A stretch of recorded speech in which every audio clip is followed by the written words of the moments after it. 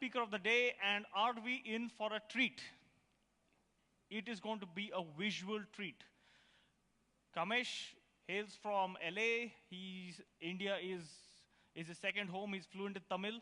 But what he's really good at, he's worked previously in Disney, and he's an animation expert. And he is the co-founder of Wirecog, an award-winning patented technology that allows machines to understand wireframe designs which are hand-drawn. He's spoken at MIT in Boston in November last year, and I'm sure he's going to entertain us with some freaking awesome graphics. I asked him, what is your achievement in life? And he says, hey, my greatest achievement in life has been my 3.5-year-old daughter. And I say, my man, fist bump time. Woo! All right, welcome, Kamesh, and we're all set. Hi, my name's Kamesh Balasubramanian, and today I'm going to talk about Isomorphic Go and full stack Go development with Gopher JS. So Isomorphic Go code is basically Go code that can live on both the server side and on the client side. All right, let's take it back from the top again. My name's Kamesh Balasubramanian, and today I'm going to talk about Isomorphic Go and full stack Go development with Gopher JS. So isomorphic Go code is Go code that can basically live on both the back end and the front end. Before we get started today, a little bit about myself. I've been a Gopher for about 4 years now. I've been making web apps since '96. I invented a technology called wireframe cognition, and I'm the founder of Wirecog, which happens to be a Go shop. In my spare time, I'm a volunteer engineering mentor at CSUN. So what are the reasons to use Go on the front end? So for one thing, we can avoid the mental context shifts between back-end and front-end coding, especially when we're using different program languages that have a different set of idioms and different set of proverbs. We can also reuse code between the back-end and the front-end. And with type checking, we can catch a lot of mistakes at compile time itself. And we can really simplify the data exchange between the client and server. And we're going to see an example of that later on today. And of course, we can avoid callback hell. So Gopher JS is a transpiler that converts Go code into JavaScript code. And bindings are available for common JavaScript APIs, such as the DOM, XHR, WebSocket, and WebGL. Bindings are also available for various JavaScript libraries. You can go to the Gopher JS website, and you can click that link to get to their compatibility table and see what's fully supported. Installing Gopher JS is really easy. You just have to issue that go get command, and you're pretty much set.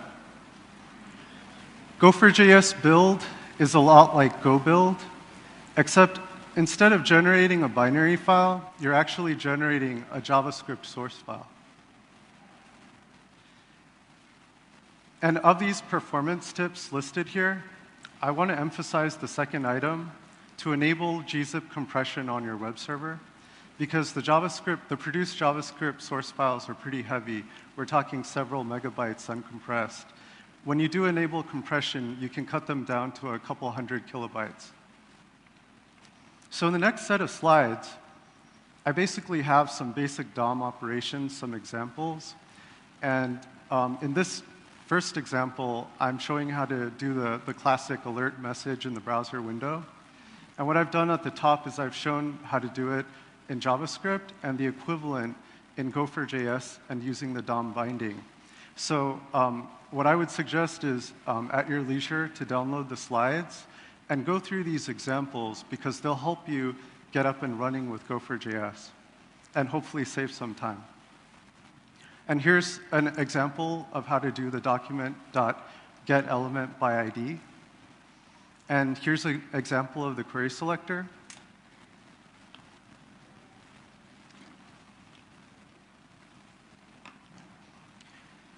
And one tip that I have is that you should alias calls to js.Global and to DOM so that you can save yourself some typing. And finally, I have an example here for changing the CSS style property of an element. So with those building blocks in place, we're going to make a hello world program using Gopher.js. And in this particular case, it's going to be a 3D version of the Golang Gopher. So what ingredients do we need for that 3D Gopher in the web browser? We're going to start off by using the 3JS JavaScript library. It's a library that helps us basically display computer graphics in the web browser. We need a 3D model of a Golang Gopher.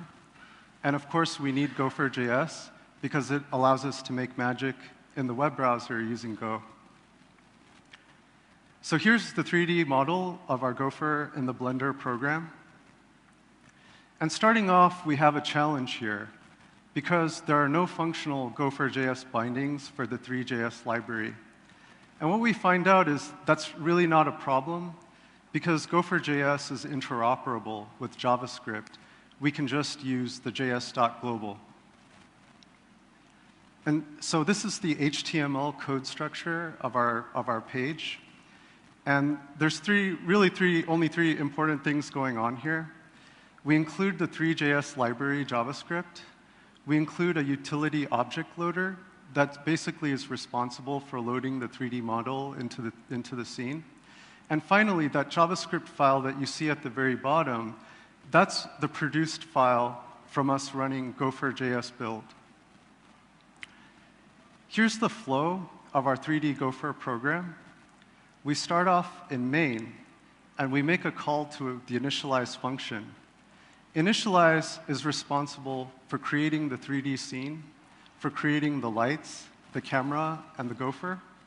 And subsequently, we call the animate function. And the animate function calls the render function, which conceptually can be considered our render loop. So as I said before, main is pretty simple. We're just doing a call to initialize and animate. And here's an example where we're declaring JavaScript objects in Go. And this snippet is taken from the initialize function, where we're setting up the viewport container. The viewport container is nothing more than a div, which dynamically gets appended to the body of the page. And this is basically our 2D canvas, which we draw on. And there's more code here from initialize, where we're setting up the camera and the scene. And the amazing thing here is that using js.Global functionality, we're able to tap in directly to 3JS, and we're able to instantiate the camera, create a vector, create the scene, and create a fog. And much in that same theme, here we instantiate an object loader, and the object loader is actually responsible for loading the 3D Gopher object file. Here's our animate and our render methods. So animate simply does a call to request animation frame, and then it calls the render function. And render, basically, if this was the camera target and this was the camera, it's telling the camera to look at the camera target. And subsequently, afterwards, what we do is we invoke the render method of the 3JS renderer, which basically says, hey, render the 3D scene for me. Oops. I don't know how I keep doing that.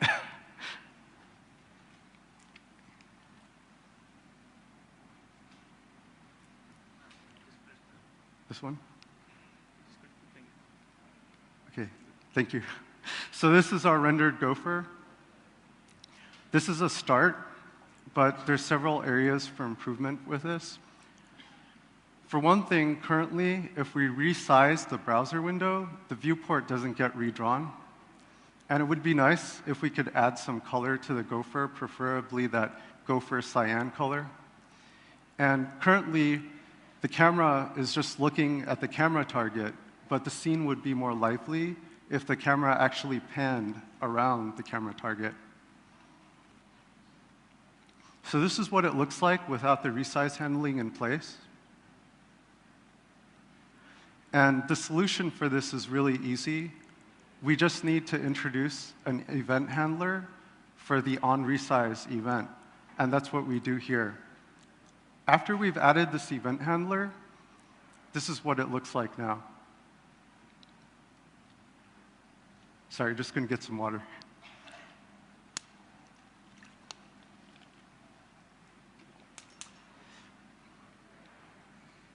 So moving on to adding color. In 3JS, we have what is known as mesh Phong material. And you can consider that the color material that we're going to paint the 3D model with. So starting off at the top there, I have the JavaScript literal object version of what that would look like. And at the bottom, I have the Go version of how we would use it in Go using Gopher.js. I'd like you to take particular note of the tags. Those tags there, like JS color, JS specular, those are important because they tell Gopher.js how to map the properties from Golang to JavaScript land. And here, we're instantiating the material object. And the 3D model has a material property, and we're basically setting the material property to the material object which we've just instantiated. In the process of doing this, we're actually using JavaScript's instance of operator, and in order to do that, we need to use the JS built-in binding. So this is also an example of how we've used the JS built-in binding to achieve that. And now we have our colored Gopher. So in the spirit of interoperability between Go and JavaScript, we have a vanilla JavaScript function here called pan camera, whose sole purpose is just to pan the camera around the camera target. In our render function, we basically call the pan camera function, and then we simply render the scene. And now we have our 3D Gopher.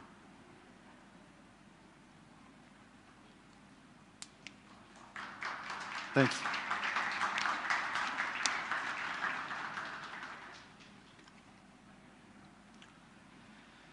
Moving on from Gopher to Gorilla. So we're going to take a look at a WebSocket client-server example straight from the Gorilla Web Toolkit project. So you may already be aware that in an Echo client-server setup, basically the client is sending a message out to the server. The server is reading that message, and it's shipping that message that same exact message right back to the client. So looking at the code, basically this is the echo function on the server side. It's doing what I just said. Over a WebSocket, it's reading the message the client sent, and the server is basically writing that same exact message back to the client over the WebSocket. On the client side, we have a channel called interrupt of type os.signal. This interrupt channel is important because when the user terminates the program, they hit a Control-C. Basically, what happens is that we close the WebSocket connection in a responsible manner. In addition to that, we have a ticker that every second, we're sending a message straight to the server, and the message comprises of the current timestamp in its string representation. So on the left, we have the server, and we're starting it up. And on the right, we have the client, and we're going to start that up too. The second we do that, the client's going to shoot a message to the server's going to shoot that message straight back to the client. And both the server and the client, they're printing to standard out what they're receiving. So the moment I hit Control-C, on the server side, basically the server reports that the client closed the connection normally, which is good. This is a nice example, but the example Gopher.js WebSocket client is currently running on the command line. And with Gopher.js, we can port this client to where it naturally belongs, which is inside the web browser. So our naive first attempt at doing this is, hey, let's just go out there and do a Gopher.js build and see what happens. Then we get excited because we see that the JavaScript file gets produced and everything must be OK. But in fact, it's not, because when we try this out, the browser is going to come back to us, and it's going to say, hey, native function not implemented, OS signal. So upon further inspection, we go back to the Gopher.js compatibility table, and we see that signal is only partially supported. So the idea here is signal isn't really something that we can take to the front end with us. So the question is, how do we translate that user interrupt paradigm from the command line to the web browser? And so if you think about it, if I'm in the command line and I'm terminating the program by hitting Control-C, and if we can conceptualize in the web browser as if I have a web page and I consider my web page being a running program, there's two ways that I can think of that I could terminate it. One would be closing the current browser tab or closing the browser window itself. And so the answer to this question is basically we have to handle the on-before-unload event, which fires when the user closes the browser window or the browser tab. Our first order of business here is we're going to change the interrupt channel type from an OS signal to a Boolean, and then we're going to introduce that event handler that handles the before unload event. And then we're going to close the connection responsibly, but there's a little bit more that we have to do. We also need to replace the Gorilla WebSocket calls with their equivalent Gopher JS WebSocket binding calls. And the reason for this is because Gorilla WebSocket depends on packages that are not fully supported by Gopher JS. So this snippet of code is basically all the places in the source file of the client that I changed. The commented out version is the before, and commented in is the after. And after we replace all these Gorilla WebSocket calls, we're going to start up the server again. And starting up the client just means we're going to refresh the web browser. And so in the browser console, we can see the messages going to the server, server sending the messages back to the client. And when we close the browser tab,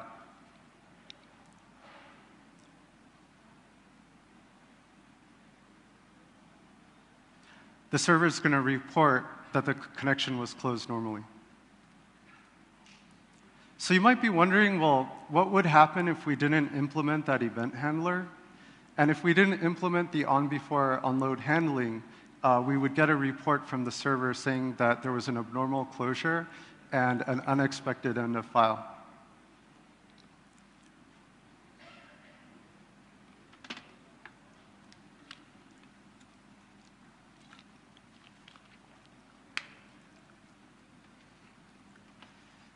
So here at Wirecog, we've basically been using Go on the back end, and previously we were using JavaScript on the front end. And in recent times, we've actually moved over and started using Gopher JS to do Go on the front end. And so this single-page web app demo today is basically a prototype that we've done. And the input to our program are basically hand-drawn wireframe images. And we produce basically user interfaces out of those wireframe images. And this is powered by a Gopher JS front end. And although this is a mobile web app, I'll get to that, but first to import the wireframes to the app, we basically take pictures of the wireframes.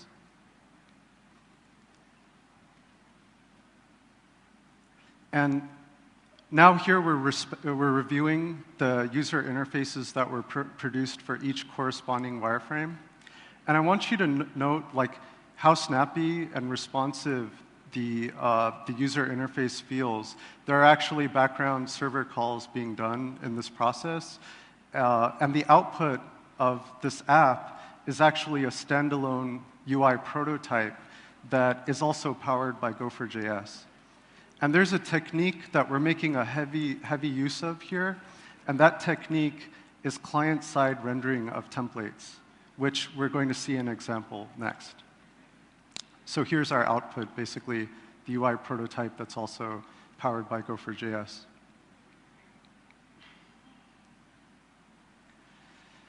So client-side templates allow us to basically, we can render the templates within the web browser itself without taxing the server. And we can use the HTML template package for this.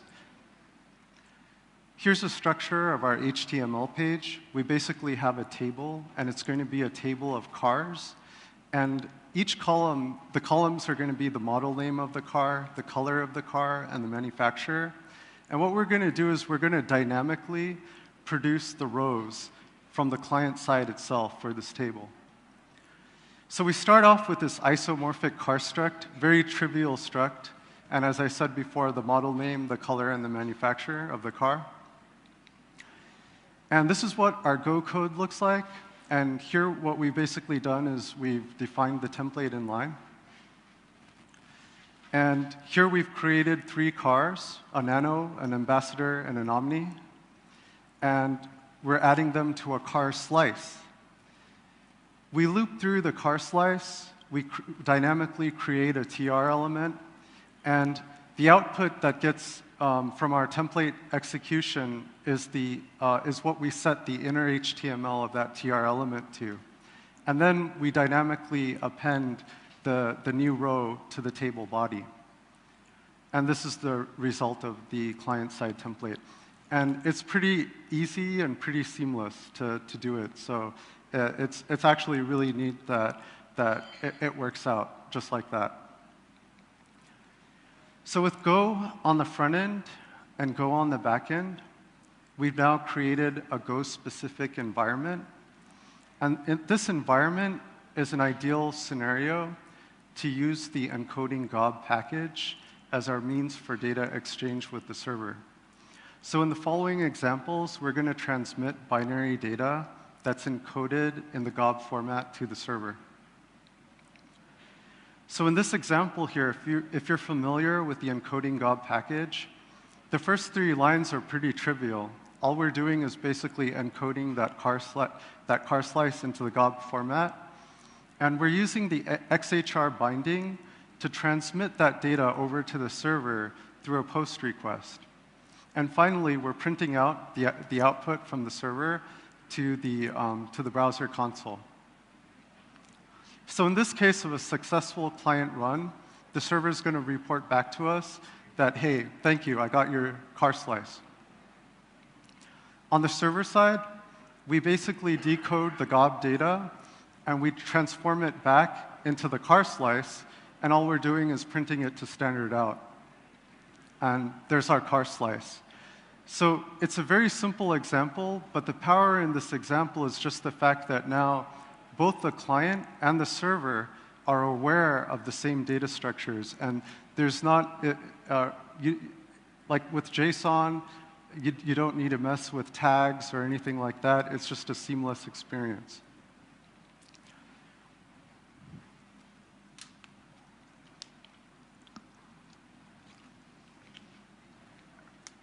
So key points from the talk today. We saw how Gopher.js is interoperable with JavaScript.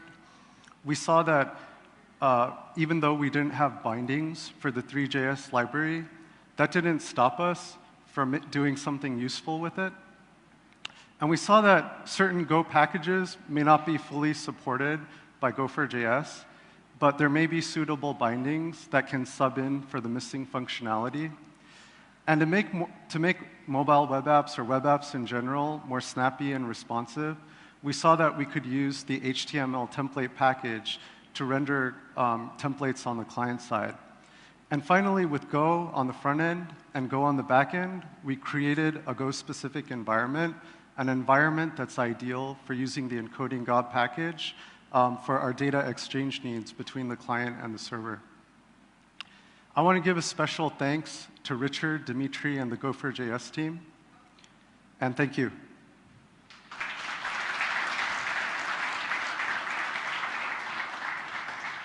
All right, thanks, Kamesh. Questions? All right, we got one here.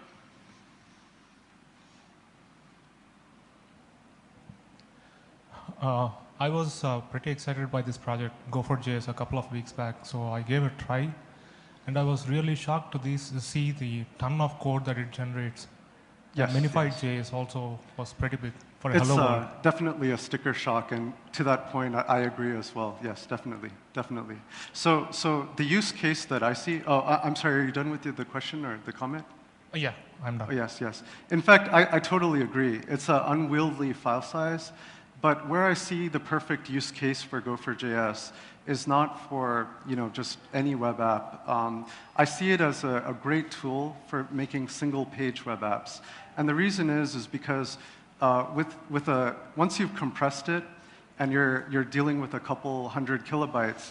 A typical website these days, PHP-powered website and loading a bunch of JavaScript libraries, you're going to be dealing, in the first hit, you're going to be dealing with several hundred kilobytes to begin with.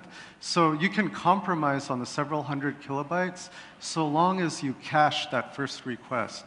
As long as you cache that first request, the user experience is seamless after that. This is a true concern in this regard. Yes. Just a follow-up question. What is the underlying mechanism that is generating such a ton of code? I'm just curious. Yes, the internals of it. It's not just a transpiler. It's good to just think of Gopher.js as a transpiler alone. But Gopher.js is actually a runtime that's running in the browser. It's actually simulating. If you're including the network package, it's bringing that network stack and all of that code along with it. Because on an analogy, when you're building the static binaries, the reason they're fat is because you're including all the dependencies. Similarly, on the JavaScript side too, if you're bringing that whole network stack over to the client side, you're going to have a bulky file size. So that's the main reason. All right, we've got one more question here. And while yeah, there you go. Yeah, interesting side note, maybe using the Google's Closure compiler might reduce the dead code from the JavaScript, but my question is, like we saw in the example for the WebSockets, now we have to use two different packages for WebSocket implementations. Right. Is there something such as we have _Unix and _Win32 for writing portable code? Is it something like that for having one implementation for Gopher.js and one implementation for everything else? Yes, and I'm not aware of that, so I can't really comment if such a thing exists or not. But for WebSocket in particular, I haven't seen it. And for the comment about the Google closure, I believe, if I'm not mistaken, that some people have actually tried to run the closure compiler on the produced JavaScript files, and it just doesn't work like that, unfortunately. But yes, that is a major concern. Also, did you try using the gzip in the standard library on running gzip on the GOP data and then transmitting it, because that might reduce the size of the data? Well, my setup was actually a reverse proxy where the main server was an Nginx server, and at that level was where I had enabled the gzip compression. So no, I haven't actually tried that out. Yeah, I was talking about the client side. So the browser gzips the data and then sends it. Right. And the server, that's when you've enabled the gzip compression on the server, right? Yeah. So what was your question again? So my question was that we generally send gzip data from the server to the client, and the browser unzips it and gives it to the application. I'm talking about the other way around. So if I have, for example, some data that's large, I could just compress it and then send it to the server. Yeah, and I can't really comment on that because I haven't actually tried that out myself in an example, but that's an excellent, it's something that I would really like to try to do. Thanks for the nice talk. Yeah, thank you. And we have one more question. Nice. The question is actually, as an organization, we wanted to select React.js or AngularJS. So when it compared with these two technologies, where the Gopher.js stands? My understanding is that one of the frameworks that's available right now that's Go-centric is, I believe it's called the Humble framework. I haven't used it, so I can't really comment on it too much. But there are bindings available for Angular, but React, the last I checked, React is still a work in progress. No, but actually, Kamesh, I think the question is interesting. Suppose you had to choose between Angular, Angular 2, React, and Gopher.js. At its current stage, which would you recommend? Would that be more in line with the question that you're saying? It depends on your organization. Because if your organization is used to basically saying, we need something that's ready right now, I would say you would probably want to go the Angular or React route. But if you wanted to basically experiment, and because in all honesty, there's things that it's really simplified. Like I can say from firsthand experience developing web apps using Gopher.js, you almost as a developer reach a state of nirvana because it's like perfect. You've got Go on the front end and Go on the back end. But it really depends on the needs of the specific organization. And I would say that you would have to invest a little bit more time in developing your own sort of solutions in order to fill the void that currently exists. Okay. Thank you. Sure. Okay, let's do it anyway. Question here. So while he gets his question, let me ask you, could you tell us like maybe 3 quick benefits apart from the fact that using Go on the server and the client side, what are the benefits you actually found as part of the development of the process for using Gopher.js and not Sure. just any JavaScript framework or And JavaScript? really, no offense to JavaScript, because I see JavaScript as just another tool in the belt to use when need be. But there were some serious problems. I mean, if you think about it, JavaScript is a language that came up in a couple days worth that they designed it and just banged that out there and threw it out there. And Go has its paradigms, its proverbs, its principles. It's a very well thought out language. And it's a language that encourages productivity. So in that regard, we found out like more quicker iterative development cycles, things just made sense. And one of the things that really surprised me was we caught a lot of bugs at compile time itself before they manifested in runtime, which really helped us out a lot. And to conceive of the program, I mean, even things like, let's say, basic form validation, where one of the principles in web development is it's always a best practice to do it both on the client side and the server side. Now you've got this sweet spot with this isomorphic Go code where you could actually do these regex checks on form fields or whatever on the client side and have that exact same logic exist on the server side as well, which is really sweet. And nothing like that really exists when we found ourselves developing with Go and JavaScript. There was always like, hey, how are we going to massage the data today so JavaScript understands it, or how are we going to massage the data back so Go understands it? So instead of doing that, I think one of the sweetest things is basically the encoding gob package, which I feel was kind of built for something like this in mind. Awesome. And Thank you. I think we'll take the last question. Yeah, hi. So you mentioned that Gopher.js runs as like an extra runtime on top of JavaScript in the browser. So does it bring any of the other benefits like type checking? Yes. And what Nice about question. routines? That's a great question. It actually does, and even more so than that is the cool thing is you can use the existing tools that you're using in the ecosystem, and basically, yes, if you do a Gopher.js build, you'll see the same types of errors that you see when you do a Go build. But keep in mind that there's certain functionality, such as when you're declaring these JavaScript objects, that Go may not, like when you do a Go build on a Gopher.js program, you may be getting separate sets of errors that you'll get that you don't see in Gopher.js build, just because Go build is not aware of certain specifics like some js.Globals and stuff. But and that's what I found. But it's just great to find those bugs at compile time, and that's exactly how you find the bugs at compile time. You do a Gopher.js build. Thank you. Thanks, everybody. Thank you so much. Well done. Thanks, man.